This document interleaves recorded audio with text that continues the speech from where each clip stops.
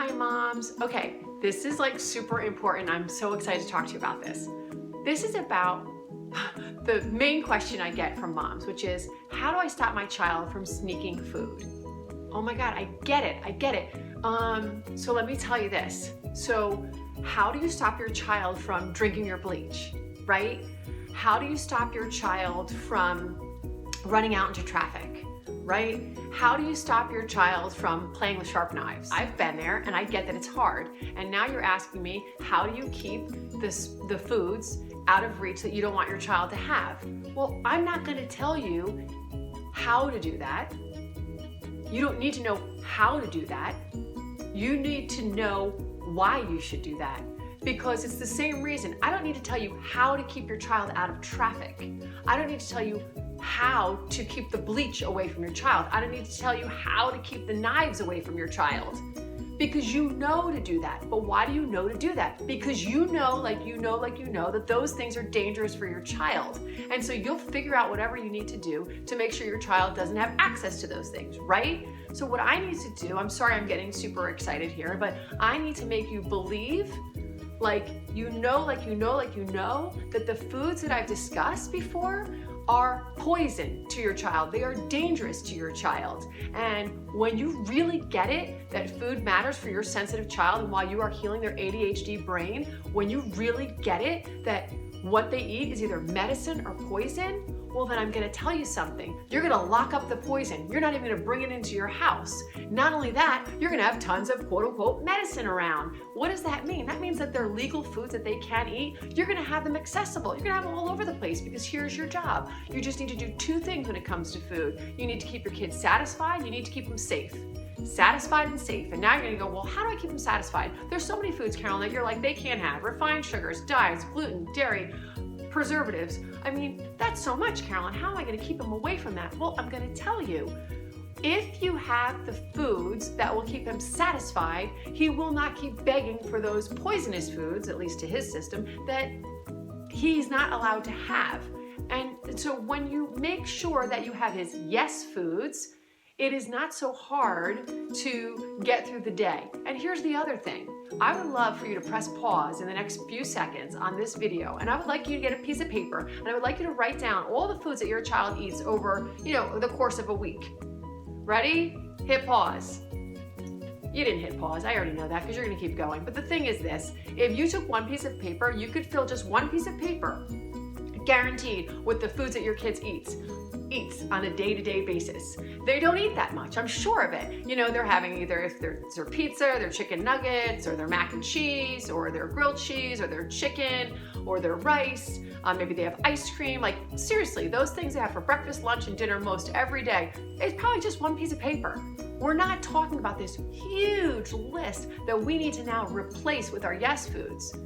And so it's so easy to replace the essence of these foods. Your child probably likes some salty things, they like some sweet things. They're probably for dinners or lunches eating some meats, whether they be chicken nuggets or grilled chicken. Maybe they like their pizza things, maybe they like pasta, which we can change out to rice pasta, but there's not that much stuff. And anything that is on that list, we can substitute so that they still get the essence of what they wanted, whether it would be something sweet or something salty, something filling, something satiating. We can do it. So it just becomes the belief that you believe that other foods that you're giving them, that you're trying to keep them from eating, don't have them in the house. They are poison. Just right now, I promise you, if you go through this and if you did what I told you to do for just 21 days straight by removing the big 5, you did that, you will have a different child. And when you see that different child, you'll go, oh my gosh, if I could get him calmer and more focused and more relaxed in 21 days, what would happen if I allowed his body to eat like this consistently so that his body has the chance to detox all the crap that he's been holding on to for so long, and that his gut can heal? What would happen? Well, I'll tell you what would happen. The inflammation would decrease, his brain would balance, and he would calm down. And then you're gonna add supplements. Like, it's so awesome. So I know that keeping your child away from these forbidden foods seems like crazy. I know that Friday night pizza night would just kill your family to not have it, but I would tell you how to make French bread pizzas using a millet-based gluten-free bread from DeLand Bakery and using a simple marinara sauce and making your own mozzarella from like cashews and almond milk or rice milk and some garlic powder, etc. Like, it can be done. And trust me, I probably sound to you like I'm one of these bakers and I like to be in the kitchen and I'm really good and I could have my own Food Network show. No, I suck in the kitchen. Like, the fact that this is happening to my family, I think is a total riot. I think God is like having a really good time with me. Like, hey, I know that you are good at folding laundry, Carolyn, but I really also know that you prefer to go to fast food stuff because that's what you ate for the first half of your life. So no, I am not that like special, awesome cook. But you know what I do is I go to websites that those special, awesome cook moms have, like nourishingmeals.com. Like, there's stuff out there.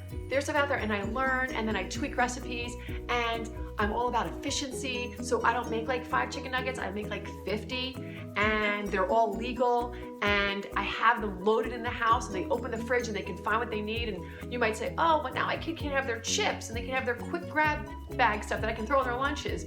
Well, listen, yeah, they can, because you can make popcorn ahead of time, and you can make bean chips by Beanfields or Bonitos, excuse me, not make them, you can purchase those, and you can dip them in hummus. Your child can have apples dipped in caramel, and by caramel I mean like maple syrup and cashew nuts in your Vitamix blender. That is amazing, meaning the caramel. The Vitamix blender is amazing too. I got one off eBay for like 250 bucks, total steal. Buy one, it's worth the money. We use it like 4 times a day. But you can make them smoothies, like the list goes on. This is not about giving you a strategy of how do you keep them from sneaking their foods. This is about a decision that you're going to make that says, my kids can't have this food, and if I can keep them off of this food, I get better kids in the long run. And then when you take this out 6 months, 8 months, a year, whenever it is, you're going to dabble. You might dabble in the first few weeks, and then you might say, ooh, that didn't work out so well. We gotta stay clean. We gotta keep cleaning them up. We gotta keep detoxing.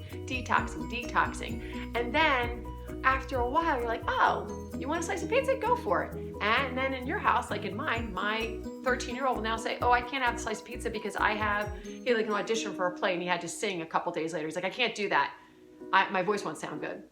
Or he goes, or I might start twirling my wrists if I have too much dairy. Like, he knows these things now. But back then, he instead was diagnosed as ODD, and he had Tourette's-like behaviors. I mean, just like Charlie did. So change their food, change their life. So it's not about, you don't need a strategy for me to tell you how to stop your kids from sneaking food. The strategy is, how do I get you to believe that their food matters? But guess what? I did it. You now believe it, I think. And if you don't, go read on my website, livewithjoynow.com. Read our story, join my free Facebook group called Take Control of ADHD Now. I have so many ideas, examples. I kind of kick your butt into gear. I encourage. I just would love to be the person for you that I wish I had back 5 years ago when I was going through this, or 10 years ago when this all first started. If I had this knowledge, it would have saved me a lot of time. But I think I'm here for a reason, to help you. Oh, see, this gets me choked up, but I just want to help you out so that you don't have to go through what I went through.